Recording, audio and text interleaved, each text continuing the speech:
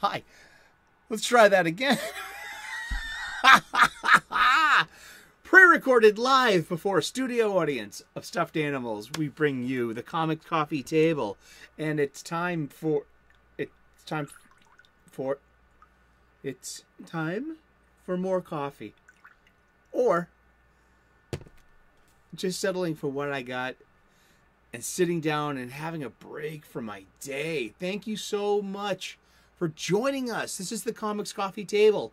We take a coffee break together. What we do for a couple of minutes every day, we just talk about comic books. The focus of my show, or our show rather, is we're rebagging, reboarding, and reboxing my entire collection. I'm changing my long boxes that need some love, they need to be retired. While I'm doing that, I'm rebagging and reboarding, and I'm also getting a ballpark estimate of what they're worth and getting my head around, grading as well. So we're using these two books. These were given to me by my parents for Christmas last year, so this season is dedicated to my parents. I love you. Thank you so much. And I've learned so much about my hobby, and this has been a fun way to express my love of comic books, to share a daily comic book shop-style conversation with you all. If I can see you in the 3 p.m. U.S. Eastern daily, the live chat premiere, I'm blessed to make that if I can. I'm a chef. I sometimes have to work late, and then also I take public transportation. So sometimes, it's notoriously very slow in Boston right now. So yeah, see, Subway. This is from Chicago. I got this at Chicago. It's like, where's your other mug? It's in the sink. This will do too. Change it up just a little bit. But yeah, I got that. I like going to other cities and getting a Starbucks city mug. That's like, I know, that's me though. And when I'm in other cities, I like going to comic book shops as well, just to check it out. This is like our unified culture, and shoot the breeze with other people, and in different cities. It's always fun to do that. So yeah, I'm buying my supplies at my local comic book shop. See, while I'm reboarding, reboxing, rebagging, I'm also taking the opportunity to get my ass to my local comic book shop, my LCS, the brick and mortar mom and pop shop, and spend my money there instead of spending my money. I need supplies. Sure, I could go to my online supply chain. I could be getting free shipping. I could be getting a discount rate too, and getting things that I'm looking for. Like I'm almost out of bags, and I need to get my lights too for the good stuff. But guess what? I'm buying my bags, my boards, and my boxes at the local comic book shop at the retail markup. And I do that on purpose, and I do that intentionally. And it's not because I'm a sucker, and it's not because I'm naive. It's because I want a healthy comic book shop in my future for as long as I can. To be there after I'm gone too, so kids can always have the comic book shop. It's nice. I'm a romantic. You may say I'm a dreamer, but I'm not the only one. I hope someday you will join us and the world can be as one. Awesome. I hope your day is doing wonderful. I hope you're clobbering your problems and not being clobbered by them. I hope that you are running your mood and not having your mood run you. That's taken me a lifetime to figure that out. We're just going to get right to it. Ugh. What was that? That was a struggle. That was because this thing is effing heavy. It's full of comic books. 50 pounds of comic books. That's why I'm going from the long box to the short box. The older I get, the heavier these things get. So, I thought it was a good idea. So, this is the Mostly Marvel book. See, it's stained. See that? That's this box has done its job. See over here too? The corner's busted. It's ripped. It's done its job. It needs to be retired. Thank you, Longbox, for protecting my funny books. Seriously. I mean, the trees from which you came and from where you were produced and shipped to me and where I bought you, oh, so many years ago. It had to have been over a decade, and probably about 2012ish or so. Yeah, could be. Let's check it out. Let's do it. Let's get to boarding and bagging. This is the Mostly Marvel box. Oh wow. I wonder. Do we have? And then we sometimes we look them up in the book. And so we did a couple yesterday. We started off with probably the most important, in my humble opinion, before all the legacy characters, before the big narrative push, before C.B. Cebulski became editor-in-chief. We had Warren Ellis's Next Wave, Agents of Hate.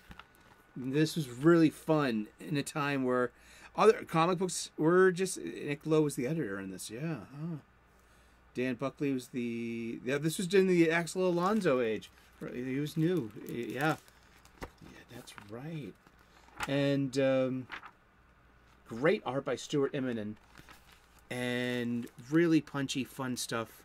But this had a big impact on comic books. And it's been like...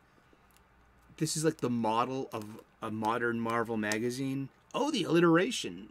I'm already... Is it Mighty anymore, though? I don't know. You know, I don't buy a lot of Marvel comic books. If you watch the show, I just have my own legitimate problems with Marvel comic books. And, you know... Yeah, just with the X-Men titles... Spider-Man, I hear, is like... I don't read either one of them. Yeah, I'm not interested in any of this stuff. I mean, I think I got blocked on Twitter by Alyssa Wong, the writer of Iron Fist and is it Daredevil too?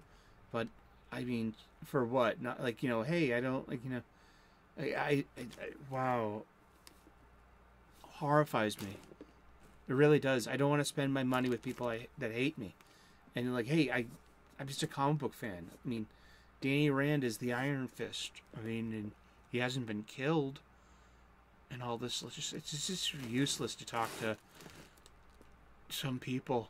It really is. You just become some oppressor to them to justify, hey, look, I block nothing but chads and trolls and chuds and right wing and adjacent.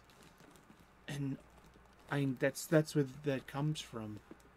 And, you know, also, comic book creators must get their unfair share of crap. Secret Avengers by Warren Ellis. Secret Avengers was one of the Avengers titles. Secret Avengers was a Warren Ellis thing here. James McKelvey. This was really good. A hand-picked team of Avengers to do covert ops. Steve Rogers, Super Soldier. So, I wonder if Bucky was Cap at that time. Let's look at the Indicia Colophone. And look what's coming out. So this is what, 2011, huh? Look what's coming out in theaters, July 22nd. Where's the Indicia Colophone? Here's our Indicia Colophone. Look at that cover, too. That's a great cover. Yep. October of 2011. This is a 12-year-old magazine, huh? Remember, Warren Ellis was a BMOC, big man on campus, over at Marvel for a very long time. Do it. It's dingy, but it's not brittle. I mean, yeah, I mean, and this plastic snug here is over a decade old, you know? Does it work? Is it functioning? Is it doing its job? It's not sticking to the comic book. There, you know, you don't see any, you know, ink or paint or anything, so I say we keep it. Here we go. I got a bunch of these. So here's our stack of comic books today. Some Warren Ellis. You know, I'm a huge Warren Ellis fan. Here we go. 1, 2, 3, 4, 5. Oh, man. Oh, I messed up that corner over here. Oh, well, let's get a new one. Look at that corner. That's a ding. New Universal with Salvador LaRocca and Warren Ellis. New Universal. This is Warren coming back to the new universe of... What was the new universe? Let's look that up really quick. Shall we? Another Romeo Foxtrot. Shall we dance? Eagle thrust, Duke, Big Duke, Eagle thrust, going in, assume attack formation. Bum, bum, bum, bum, bum. Be coming out of the rising sun, and I put on the music. Music? Yeah, it's a Faulkner. My boys love it, and it scares the hell out of Charlie. I don't want to, see, that line didn't age well. Or maybe it's to correctly, characterize the mentality of it, too.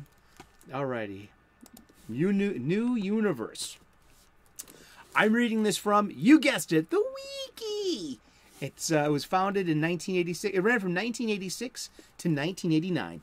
The New Universe is an imprint from Marvel Comics that was published in its original incarnation from 1986 to 1989. It was the first line produced by Marvel Comics using a preconceived shared universe concept. So like this new universe thing, like Jim Shooter is going to carry over to Valiant Comics because he was one of the founders of Valiant Comics in 1991, and it was created by Jim Shooter, Archie Goodwin, the Elliot R. Brown, John Morelli, Mark Grunwald, and Tom DeFalco, and edited by Michael Higgins. In 1986, in honor of Marvel Comics' 25th anniversary, Editor-in-Chief Jim Shooter launched the New Universe line of comics. This was to be a distinctly separate world, fully divorced from the mainstream continuity of the Marvel Universe. As we say, the Marvel 616. Consisting of its own continuing characters and stories in a more realistic setting. There would be no hidden races, gods, mythological beings, magic, or super technology, a rule immediately broken by Justice, one of the New Universe characters. Superhuman characters and powers would be limited and thus more subdued in their activities, yet their actions would have a more realistic consequences. This was in contrast to the traditional Marvel Universe, which always purported to take place in a mirror of the real world where public knowledge of superheroes, supervillains, and their activities had little effect on normal day-to-day business. Adding to the sense of realism, the New Universe titles were designed to operate in real time. A month would lapse in the universe for each month that passed in reality. The limitation of fantasy elements and the low-key nature of the characters' activities in the new universe gave the imprint verisimilitude to seem like, quote, the world outside your window, which was the series' catchphrase. Verisimilitude, and it's the notion that some propositions are closer to being true than other propositions. There was DP7, there was Justice, there was Kickers Incorporated, Mark Hazard, Mercenary, Night Mask, Psy-Force, Spitfire and the Troubleshooters, and then Starbrand. Now, Starbrand's something that's carried over into, if you read Modern Avengers, you probably know who the Starbrand is. I have no idea who it is, but I've seen it used in like Avenger comics in the past decade or so. And so that's come back. So yeah, so New Universal though, all right, was a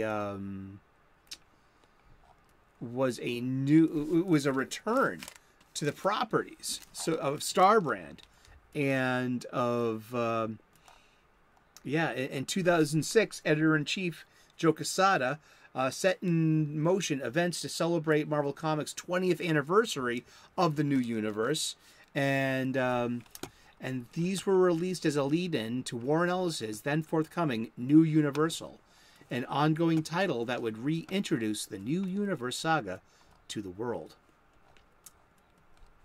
And then that tragic thing with his computer happened, where he literally lost the story because the story was saved as a file on his hard drive, and so it kind of stops at issue 6, I believe. And oh, look at this advertisement. Look, it's toys. It's not just for the movie. It's for toys as well. Where's the indicia colophone on this? Yeah, see? To be continued. And that's where Warren's computer crashed. He sent it to be repaired. Then the repair shop got looted. They stole his computer, and they had all of his stories, his dialogue, his scripts and shit. I mean, the guy was waylaid, and he was so... I felt so bad with him for that. I mean, because I love Warren Ellis. I love his stories. And where's the indicia colophone? Is it all the way in the front? It is. Right here. Dun, dun, dun. Focus. July 2007. Yeah. And I was first starting to get it into Twitter about then too. And Warren Ellis was one of the reasons I got onto Twitter, was because I liked following him. So a little later on, let's look at these, you know. I mean, beautiful trade dress. Beautiful cover. I mean, and this goes with the Spitfire, and there's just, I really don't remember much of what's going on in here in this story. Hey, I can always go back and reread it, huh? But Star Brand's involved in here, and Justice too. So then became New Universal Shock Front. Came later. Iron Man. A year later. So there was a huge lapse, and then came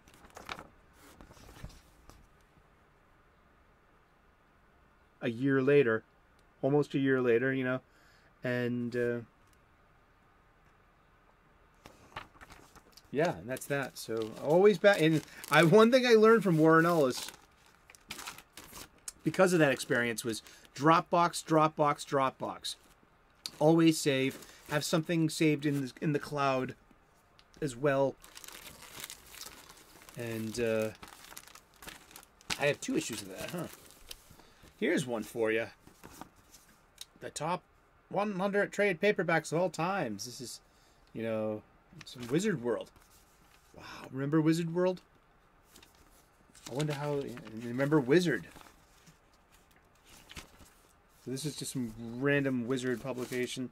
I don't know how this Ferrero Rocher sticker got on here, but it got on there. I love those candies. And this is like Ultimate Spider-Man really changed tonally for me when Art T-Bear left, and Mark Bagley's pencils. Mark Bagley was amazing because he just cranked this out month after month after month after month. But I mean, just it just looks and feels so much different with Scott Hanna's inks over Art T-Bear's inks. I think Art T-Bear was the one who really brought that together.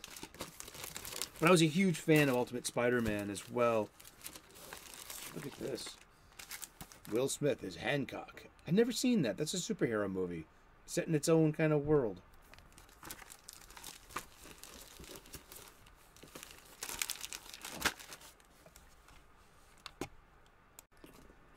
And as the book says, there's nothing doing with this. $3 each at a 9.2, and you look at that thing. Is that a 9.2? No. Silly Sully, you should have put a board in that. Look at that. Oh man, dude. Here we go. Savagely mishandled comic book. I'm such a jerk. But yeah, I mean, I have a lot of Warren Ellis comic books. Here are those other Secret Avengers. So I got these are pretty cool. You got was it the thing that he had a different Kev Walker? Yeah, he had a different David Aja. A different artist for each one. Michael Lark. Alex Maleev. And Stuart Immonen. His battery partner on Next Wave. What is this one? These are just really well told. Warren Ellis knows how to write a good comic book. It's good stuff. This is good stuff. Let's see, we got who are comic books being advertised to? So that's a good marker over the years. So let's look. Let's see. See, we have. It's the last issue in our in our arc here. Sharon Carter, Black Ops, War Machine, Battle Armor Pilot, Moon Knight, Ex-Mercenary, Beast.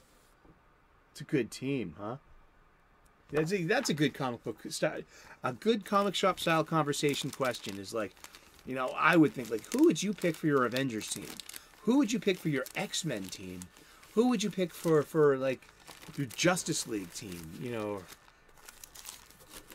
know, I would like a Justice League. You know, this is the Black Ops Avengers team. And they did this with X-Men too. Something called X-Force. X-Force is the, you know, just they do the wet work. They do the jobs that you don't want anyone to know about.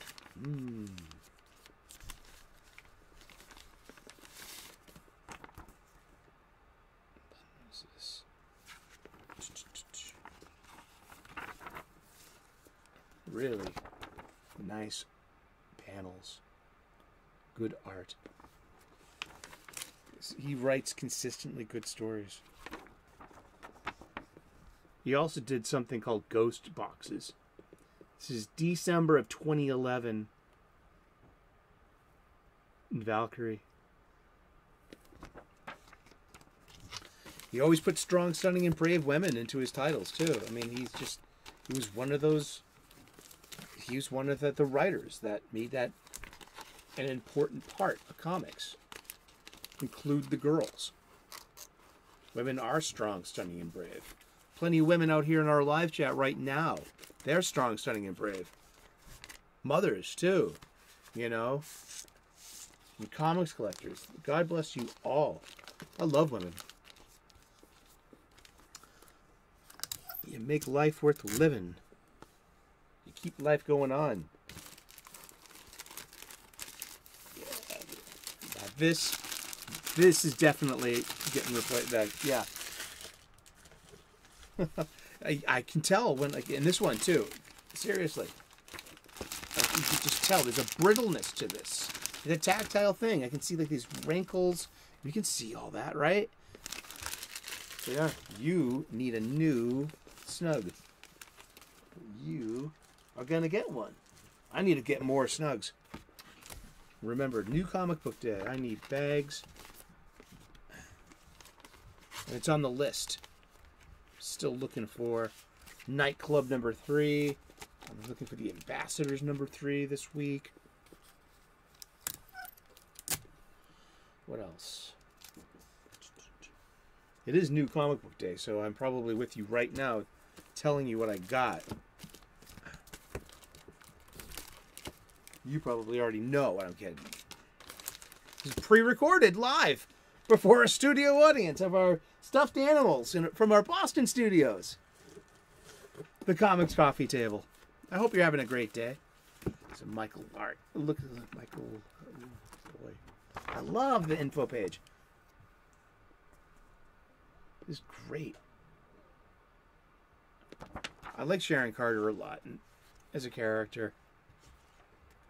Oh, wow, look at this splash page. Look at that. Look at the coloring on that. Let's look at the credits once again. Michael Lark did the breakdowns. Stefano Gaudiano with Brian Theses did finishes. Jose Villarrubia is the color artist, and John Cassaday did the cover art. This might be. This is worth a reread. This is a nice part of the show where I'm like, you know what? I gotta reread some of the. I gotta reread most of these things. Yeah, you're getting a rebag. This is great. This is in the Steranko style of the swooshy, spirally stuff in the backgrounds here. That's John Cassaday on this, but this isn't Alex Maleev does the art on this. Alex Maleev was Brian Bendis' battery partner on Daredevil, Marvel Knights Daredevil. Wow, this is good stuff. Love Alex Maleev stuff.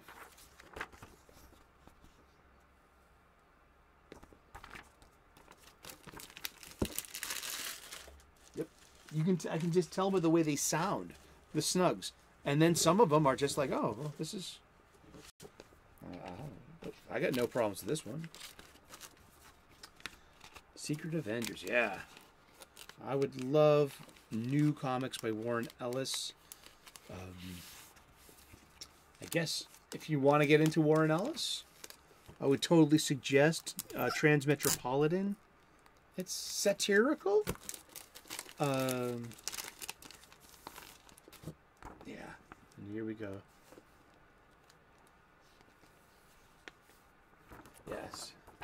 I didn't buy Rick Remender's, run, but because I follow creatives such as writers, and I would buy things just because Warren Ellis wrote it. He writes my kind of comic book.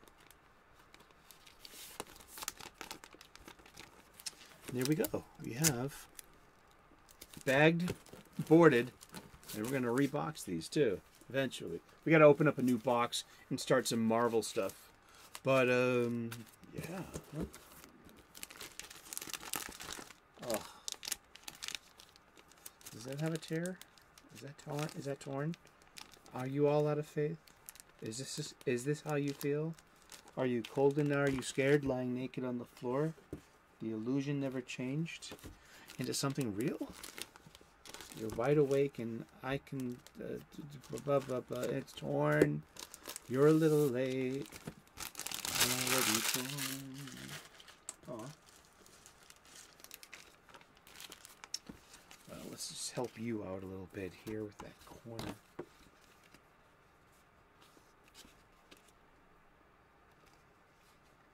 So unfortunate to happen to a nice, such an unfortunate thing to happen to such a nice magazine.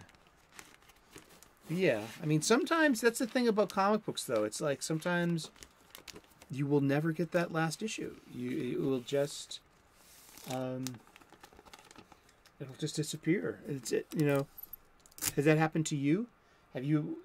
What have you ever been reading that it just stopped? There's no explanation, like Red Star, or the Red Star. Oh, let's just look at that. I mean, I would love to get some of that. The Red Star. They had video games coming out. They had like, oh wow, what is the Red Star? I would show you some Red Star, but I wouldn't. It's unfinished. It's never going to be finished. I think there's a story there. The Red Star. I'm reading this from the wiki. Is a comic book series created by American artist Christian Gossett and a large team. First published by Image Comics in 2001. It was one of the first computer-generated comics, making heavy use of line art from 3D models to present large cinematic scenes suited to its expansive sci-fi fantasy world. It's a world described by Gossett as a mythic Soviet Russia, the lands of the Red Star. Yeah, it just let's see, the annuals. Does it have anything in here about? Yeah, it just in 2002 there became Acclaim Studios, started work on an Xbox game. They were supposed to have been developing a film version of this. And but there's some kind of story out there. It never finished, and the run is currently on issue 3. sort of lies that in the prison. Oh man, which premiered at Comic-Con International San Diego in 2008. Well, so they did a little bit more. I was reading it in the about 2003, 4, and 5, and it just stopped in production. It just stopped. Yeah. So yeah, I got no Red Star to show you because it's good, but it never finished. I also hear that I never knew about 1963. I didn't know about that drama. Image 1963, made in 1993 by Alan Moore, and it was supposed to have concluded everything in its annual, a 7th issue, and that never got produced. And there's some kind of drama behind that too. Yes, we like to stay drama free on our station. We've been talking about comic books, and we're going to talk about comic books every day for the rest of the year. So tune in tomorrow, 3 p.m. U.S. Eastern. Happy New Comic Book Day. Let us know what you got this week in the comments section and in the live chat. If please try to make it for the 3 p.m.